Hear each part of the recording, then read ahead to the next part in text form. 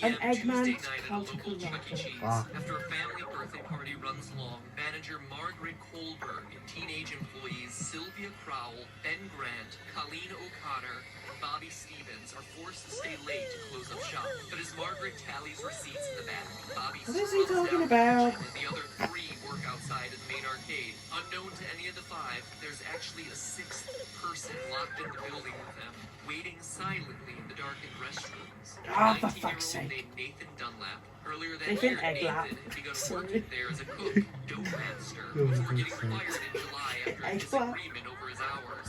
Now, 5 months later, he's back.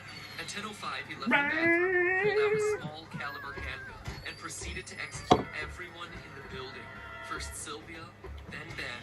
Oh, for fuck's sake, Dunlap how's then that moved to the fair? kitchen, where he surprised Bobby Stevens. The bullet entered Bobby's jaw, sending him sprawling onto the ground. Then finally, Nathan moved to the back, the office, where Margaret opened the safe before Nathan shot her twice, proceeded to grab her bag, filling it with $1,600 in cash, arcade tokens, and keychains. Spurred on by the building security footage, police were at his home a few hours later, where he was promptly arrested. Eventually, he was tried and sentenced to death, but his story re-entered the news just recently as his punishment has been postponed, leading people to debate whether he's able to sleep soundly, knowing that his execution Is a monster, right? Okay, I swear to fuck we just got one like a minute ago.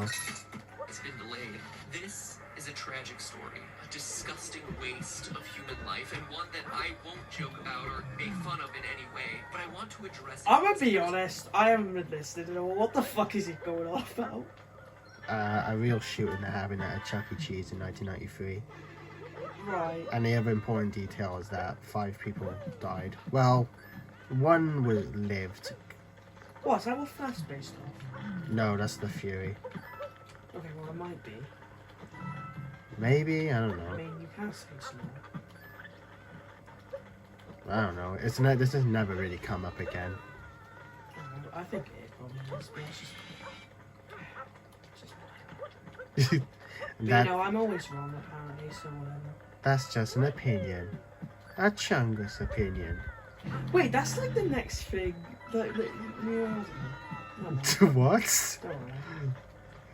I'm not honestly. Strong suspicion that this story That's is the the next one thing, that or- inspired Five Nights at Freddy's. Let's Okay. look at the facts. First, I don't think that there's any doubt that Freddy's is a parody of Chuck E. Cheese. From the singing Well, animatronics I'll be to the back, alliterative blah, blah, blah. naming of the characters, the parallels are just obvious. So the setting is certainly the same. Next, what year Ah! is I don't Five like Nights the at music. Freddy's? Oh, that's not Time fair. is certainly Purple vague, white but sock there was in are the way. clues that we can put together. For one, the Chuck E. Cheese franchise had a tremendous period Ron of Freddy's growth and interesting, so success in he'll the stay. late 80s and early 90s, but started to decline along the same time as arcades, with at-home video game consoles taking center stage. So that's one clue, but we can get even more detailed, specifically with your character's paycheck. Each night you're working a 6-hour shift, you're spending 5 nights there. So that's 30 hours of total work time for $120. In total, shite. $4 an hour. How can they do that? That's below minimum wage for 2014. But in 1990, minimum wage was $3.80. In 1991, it was raised to $4.25. And by 1996, my annual it was can about openings. $5 an hour. So the game seems to take place between 1991 and 1996. The Nathan Dunlap story took place in 1993. Okay, well, now we know it doesn't. It's not. Whoa! Whoa. I'm. Oh, please don't die. Wallace, why? Okay, well, good. This is something rare you can get. Sometimes it just gives you the level anyway. Look at that annual spring trap. What the fuck? Look at him. He looks so cool. We've got the Barney thing. We've got. Why is it FNAF 3? You're supposed to get 8,000 points for this. I guess they're giving it to me because they love me. This is so cool. Yeah, that's totally it. Look at Springtrap. Yeah. Oh, okay, good. Okay, rare things are happening. Yeah, it's been very active. Please don't die, man. I'm trying my best. Please be someone cool. Please work, you fucking bitch. Why was there a balloon? I wonder who it added.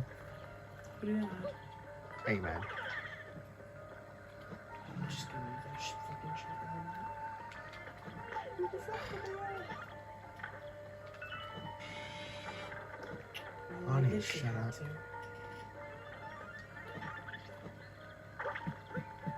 Who did it? Yeah, I know, mate, but try telling Barney that. Hey, well, I got Dr. Eggman's.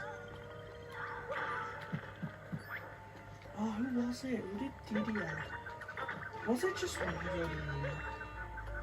I'm checking it on there to see.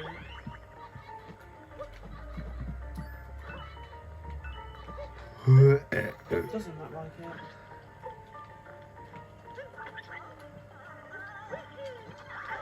Fuck off. Oh, who the fuck did she add? Alex.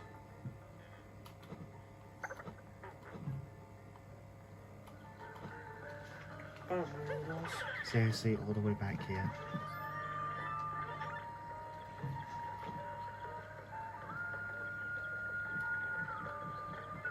Why is there a dad who's already done it? What? That'd be a weird Jurassic fart movie. Okay, I don't know who the fuck it added because no one showed up. I guess no. Who did you add, Dee Dee? Can What? you just tell me?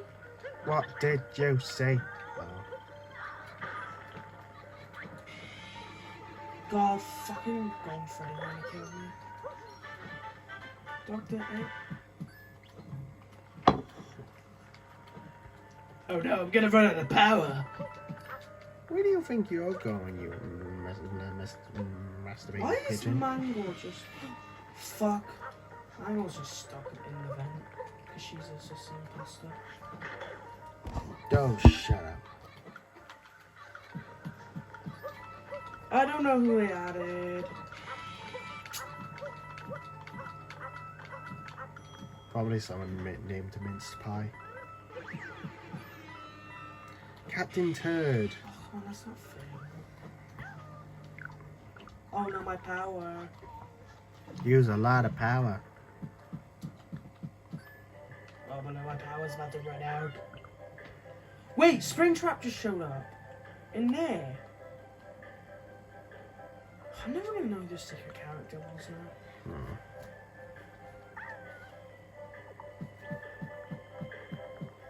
Look at the time. Look at the time. It's 8:15. There's shit on Let's move on my to the most plate. important comparison, the victims. In the game, there were 5 child Hello. victims. In the real-life story, there were also 5 victims. But we can get even more specific. Online theories about the game always tend to draw a parallel between the number of kids missing to the number of animatronics, saying that the children's bodies were stuffed in the various suits. And this appears to be true. Bonnie and Chica both have moans and raspy breath sound effects, as though someone's trying to cling to the last threads of their lives, stuffed inside the costumes. And other sounds made by the animatronics are just slowed down versions of children's laughs and screams. Additionally, as the news clipping mentions, the suits ooze blood and mucus and begin to stink like decaying bodies or reanimated corpses. So 5 victims, 5 suits. Seems like a slam dunk. But nowhere does it say that all 5 were murdered, only that they were missing and couldn't be found. Also, the trouble a lot of people have with this theory is Golden Freddy. Why is that guy so limp and lifeless? So unlike the others. It's weird.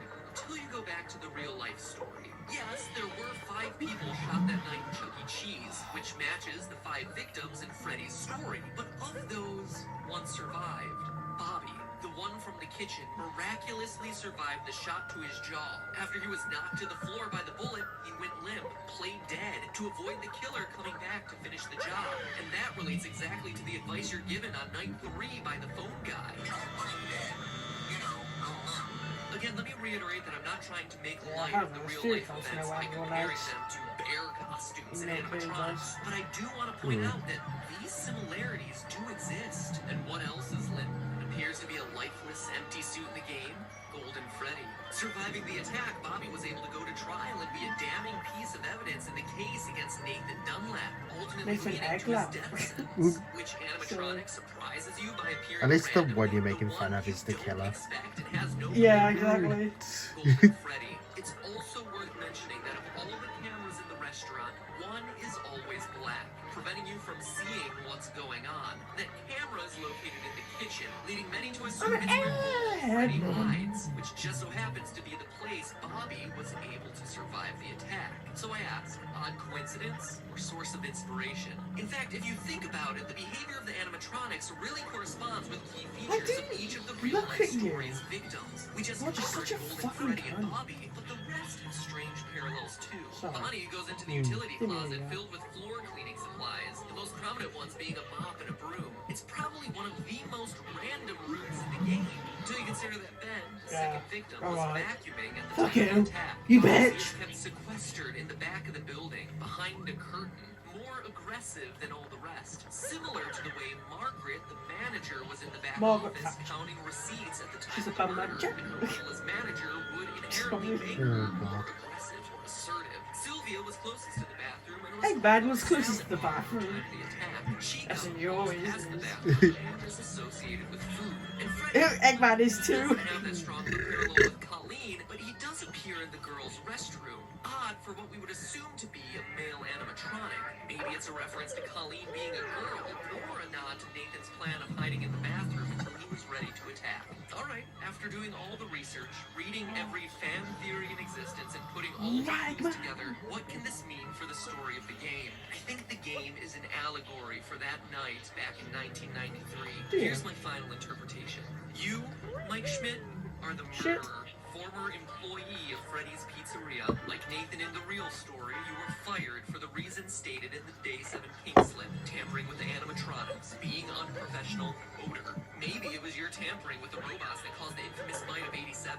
Regardless, like Nathan, you were mad and wanted to get even. So you lured children to the back using a costume, killed them, stuffed their bodies into the animatronic suits, hoping to get the place shut down, then left. Notice that the newspaper clippings never say it's an employee of the company luring the children away, but we know it must have been someone with access and knowledge of the employees only section of the building. And as the newspaper clippings clearly show, just like Nathan, you were caught almost immediately, captured on the security footage. You were arrested.